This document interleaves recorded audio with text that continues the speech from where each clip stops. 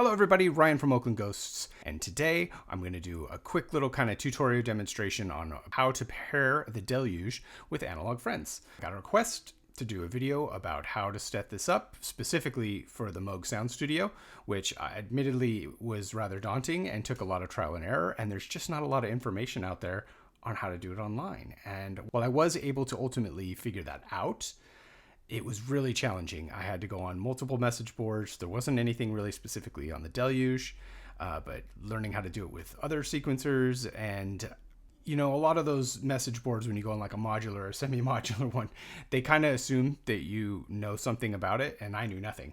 I was, gates, CVs, all those things were very confusing. And even just getting MIDI set up when I first got the Deluge as my first kind of step away from DAW was intimidating.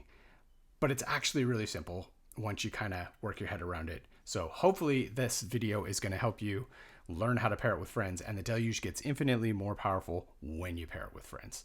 While this is mostly going to be a little specific to the Moog Sound Studio because that was the request, this stuff should apply to any piece of MIDI gear or anything that uses CV and gates. So that's pretty much everything. So this information is transferable to just about anything, I believe. So when I would play the Sound Studio just by itself without pairing it with the Deluge, typically what I would do is you have to take a clock from one of the units.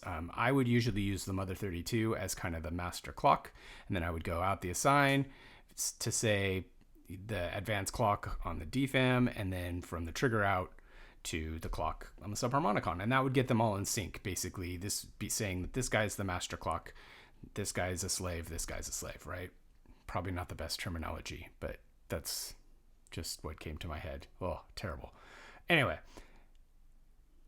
when I'm building a song, I prefer to use the Deluge for just about anything, at least as the brains of my operation, because I often supplement anything that I'm building with drum kits and more synths, whether it's some of my other synths that aren't in the Sound Studio or synths that I build right here in the Deluge. I like to use this as kind of where I arrange the song, and it's just the brains. So this is always pretty much my master clock and my primary sequencer, although I do tend to use the DFAM sequencer and the subharmonicon sequencer, which I'll get into in a bit. But what I don't really like is the Mother 32 sequencer for most things. If I'm using the Mother 32 as, say, an arpeggio, then I will tend to use its internal sequencer. Or if I'm doing a generative piece, then I really like to use the internal sequencer, because if I use MIDI, and this is one of the only Moog units that actually has MIDI, which is infuriating and crazy to me, living in the future that we live in, that, the DFAM and the subharmonicon, which technically does have MIDI in too, I guess. It's crazy to me that it's just not built in to these things, but that's beside the point.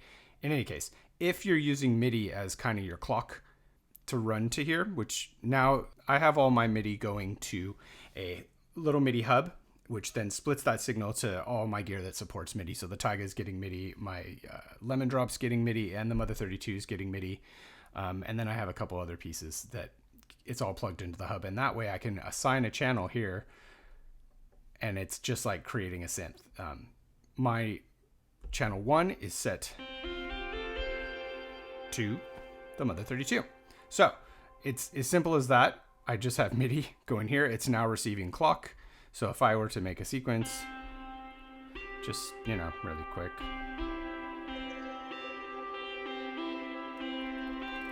You can see it's getting clock, so it's getting tempo. It's getting all that information, and I'm able to just sequence parts right on here.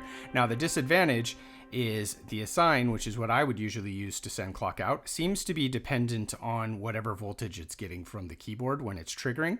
So if you're triggering it with an external synth, this will no longer work to feed over to the DFAM, because it's no longer getting any voltage from the sequencer.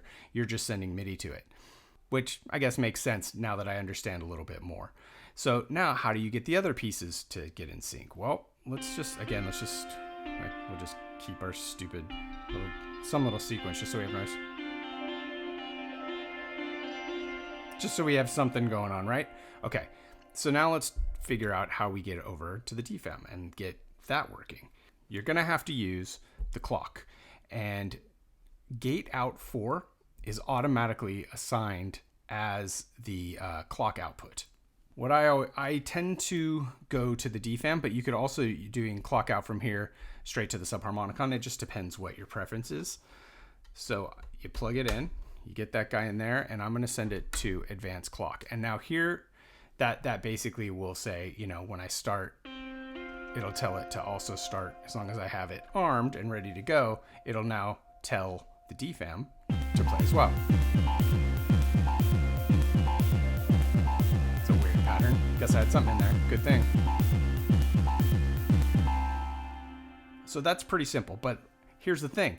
That totally didn't work when I first set it up. So there's a couple caveats. So for gate 4, what you want to do is you want to hit shift and this little guy, and that's how you get to your settings, right? If you go to trigger clock, you want to make sure that the output PPQN, which is pulses per quarter note, to run this at speed, you want to make sure that that's set to 4. I'm pretty sure when I first set this, it was set to a really high number, and just for demo purposes, this you can hear. So you could use that as kind of a clock divider, like if you wanted the DFAM to go double time compared to your time in here. But in general, if you want it to be in sync, set it to 4, and that's sending, you know, a pulse per quarter note. So that's how you set that up. That's the main thing. And then the other thing is in this menu, you want to go down to, where's gate? So you go to gate and gate 4. It should be defaulted to clock, but you want to make sure that that's set to clock. If it's not going to be sending clock out. So now, even if I could also, you know, let's turn off the DFAM. Let's send it to the subharmonicon instead. I don't know what kind of thing is left on this, but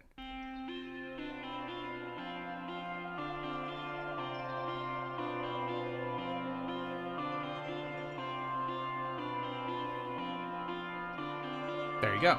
It's sending the same clock to the subharmonicon. Now, the way I would typically do it is I actually like to go, I typically go to the DFAM. It's just keeps my brain working. So I'll run the gate to that, and then I'll go trigger out to the clock. And now I've got, so MIDI is sending MIDI clock and MIDI sequence to the mother 32. The gate out is sending clock info to the DFAM to run that sequence. So as long as I have it queued and ready to go. And then the DFAM is sending that clock out to the subharmonicon. So let's give it a try. And this sequence sounds ridiculous because I didn't plan a sequence for this. It's just whatever was left over in there. But now everything's in sync. And, ooh, there was one extra thing. This is one extra very important thing. The gate out, when I originally had this set up, was set to 8 volts. You want to make sure you get a little pencil or something and slide that over to 12 volts because it needs to be more powerful to send that to here. That was the last caveat that was hanging me up and not getting these things to plug in. But yeah, after you do all that, you get your PPQN set to 4. You make sure that gate 4 is set to clock. This is now your clock, and you can just send it out. And you know, you could even do vice versa. You could have this be, if you wanted, let's just try it. I have never even tried this, but we're going to give it a try. I'm going to do the clock in right here. And I'm going to do the trigger out from the DFAM, and I'm going to see if that will control. It'll do the reverse in theory. So I can tell that the PPQ in is probably pretty slow for this.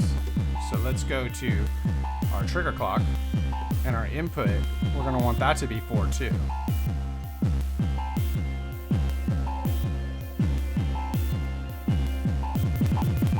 So now I'm controlling the tempo. This is now the master clock to the Deluge as well. So it's just kind of a matter of preference.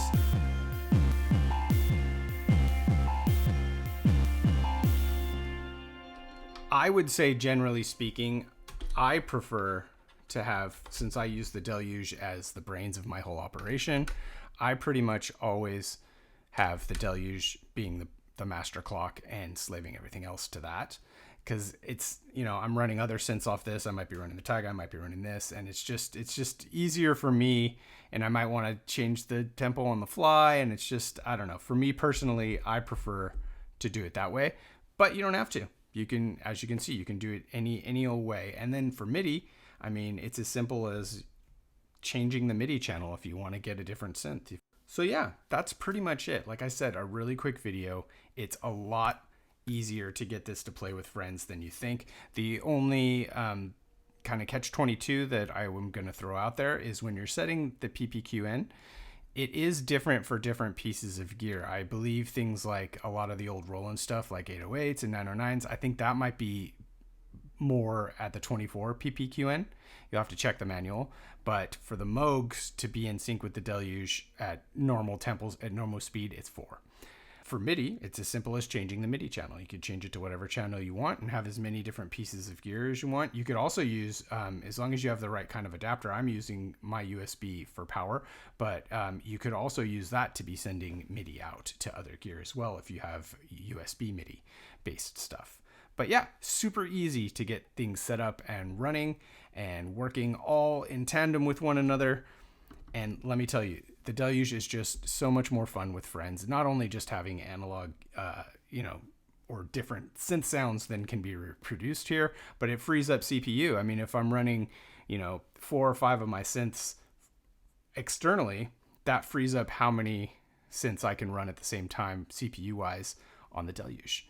Hopefully that will get you going. I hope this was helpful. I hope this gets you started and makes you feel a little less intimidated about getting some outboard gear and pairing it, whether that's modular, whether that's MIDI, some other fun friends to bring along with the Deluge.